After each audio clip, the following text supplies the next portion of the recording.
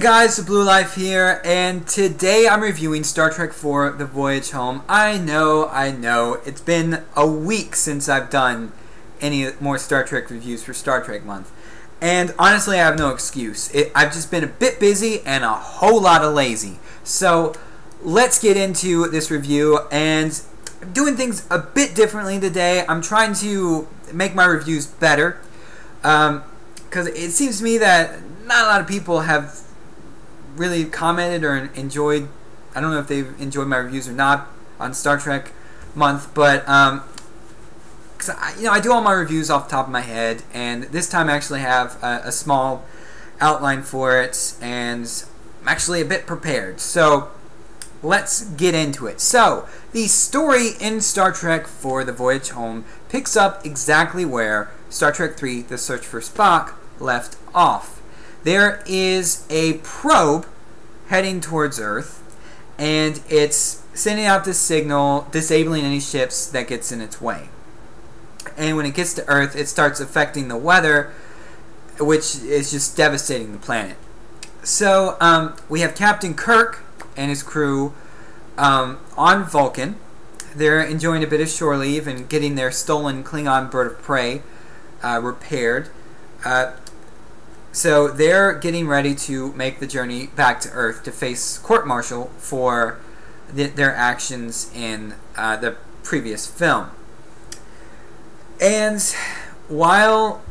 so they get underway and discover about this probe. And Spock analyzes this signal and theorizes that this probe is wanting some sort of response and hasn't gotten the correct response yet. And he analyzes the signal more and realizes that it is very similar to whale song. More specifically, a humpback whale song. And I don't know why Spock is the only person in Starfleet that comes to this conclusion, but hey, it's a movie. So they decide that the only thing they can do to save Earth is go back in time to 1986, because at that point in time there were actually humpback whales. When Kirk and his crew live, I think it's in the 23rd century, humpback whales are extinct. So they decide to go back in time to 1986 to get two humpback whales, to bring them back to their time, to repopulate them and save Earth. And so they do this, and really hilarity ensues. The story was actually conceived by Leonard Nimoy and Harve Bennett. Kind of had a political message in there, to stop, hunting whales, all that. But the actual script was written by Nicholas Meyer, who wrote the script for Wrath of Khan. So, it's a fairly solid script. And what's really good about this script is it balances the sci-fi elements along with the character moments and the humor really well. And there's one thing about this film, because this is certainly, I think, the funniest Star Trek film. And I'll talk about in my next review about how if you add too much comedy to a sci-fi script, especially Star Trek, it doesn't work. But what's funny about this film is that it is one that many people call it the one with the whales, and a lot of people can't get over the plot that they got to go back and save whales and stuff. To me, it hasn't really bothered. It doesn't really bother me because the plot is only a small part to this film. I mean, I love Star Trek, and I love the characters, and so really, I think with a lot of Trek fans, it's really just coming back to. It's like meeting old friends. You're enjoying the presence of these characters' company for a while. So I mean, I don't think the plot matters that much. That being said, though, you know, I think it's a good plot. You may disagree, but I think it's a decent plot. Yes, it is pretty reminiscent of the motion picture with, you know, the space probe. But, you know, other than that, you know, it's really there to set them up on this quest type mission, and, you know, it's, you know, sends them into the past, and it's kind of like a fish out of water story, and that's a lot of where the comedy comes from. And speaking of how well balanced this film is, I think that is one of the reasons why it was fairly successful when it came out. I mean, worldwide, this movie made $133 million. So, I mean, I think, I don't know if this is correct, but I think this is actually one of the more successful Star Trek films. I don't know if the most successful, but fairly successful. Another thing that this movie, so I know I'm kind of rambling, but another thing that this movie has in common with the motion picture is this movie guest stars Catherine Hicks, and she goes on later to star in Seventh Heaven along with Stephen Collins, who played Willem Decker in the Star Trek the Motion Picture. So kind of a neat little trivia thing for you there. One of the last things I want to talk about this film is the score.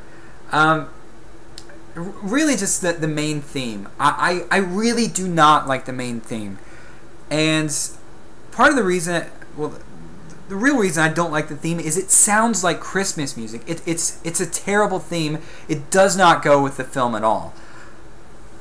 But yeah, I mean, getting back to the actual story, I should say this is directed by Leonard Nimoy, and he does a very good job directing this, as he did with the previous film. And you know, this has just got some great one-liners in it. You've got Kirk saying, "A double dumbass on you," and you know, Spock. Probably my favorite scene in this is where Spock and Kirk are on a bus, and there's this like really like punk rock guy with a big mohawk, and you know, he's got big boombox and just playing the music really loud and kind of rocking out to that. And you know, they ask him nicely to be quiet, and he gives them the middle finger pretty much. And so Spock does the Vulcan nerve pinch on him, and of course the guy falls over dead, and everybody claps, and it's just funny. It really is. And another scene with with Scotty and McCoy. I think they're at a plastics manufacturer. But when Scotty goes to use one of the older computers, he starts talking to it like he would in his time, and then McCoy hands him the mouse to use, and he's like, "Oh, okay, computer." It's just really funny. There's a lot of good funny lines in this.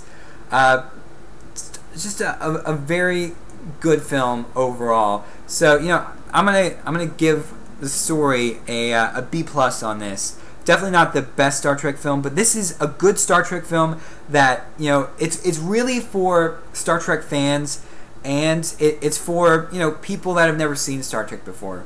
Really, it appeals to both people. So I think that's one of the reasons why this is a more successful Star Trek film. As far as picture quality, man, I can't really say anything different than I have in my previous reviews. Said, you know, good colors in it, a decent amount of detail, but you know, there's still softness in there. So I'm gonna have to give this a C+, same grade I gave the other ones. And then that brings us to the special features, and we get quite a bit from the DVD, the original DVD collector's edition that came out a few years back. But from that we get an audio commentary by William Shatner and Leonard Nimoy. We also get a featurette called Futures Past, a look back. That's just a making of featurette. Get an On Location, where they talk about filming in San Francisco. Also get Daly's Deconstruction, just side-by-side comparison of different camera takes. We also get Below the Line, a little featurette on the sound designer talking. See, we also have Time Travel, The Art of the Possible. This is where scientists debate whether time travel is actually possible. The Language of Whales. They interview a marine biologist about whales, obviously. A Vulcan Primer. This is an author of some Star Trek novels, talks about the Vulcan race. You get an interesting featurette on Kirk's women. It just shows you a number of his love interests over the years. You get From Outer Space to the Ocean. This was actually a promotional piece that they did when the movie came out. Let's see, The Bird of Prey. Leonard Nimoy talks about the design of the ship. Let's see, we also have some on-set interviews that were done at the time of filming. We've got a Roddenberry scrapbook, which has his son provide a kind of a biography on him, a short biography. Let's see, we also have featured artist Mark Leonard. This is a tribute to him from his wife and daughters. Of course, Mark Leonard played Sarek in a number of the Star Trek films, as well as the original Star Trek series. Then, of course, you get production gallery, storyboards, and theatrical trailer, which is in high definition. Then, for the exclusive to this Blu-ray, we have an audio commentary by Roberto Orci and Alex Kurtzman. And these guys were actually the screenwriters for the Star Trek reboot movie that came out a few years ago, which I will be reviewing as part of this Star Trek month, probably next week. We also get the library computer, which I've already explained. If they talk about warp drive on screen, if you have this feature enabled, you don't know what warp drive is, you can click on it and it'll actually give you a definition of what it is. So a neat little feature for people that are just kind of maybe casual Star Trek fans or trying to get into it. Let's see, we also get Pavel Chekhov's screen moments. Walter Cohen talks about his role as Chekhov.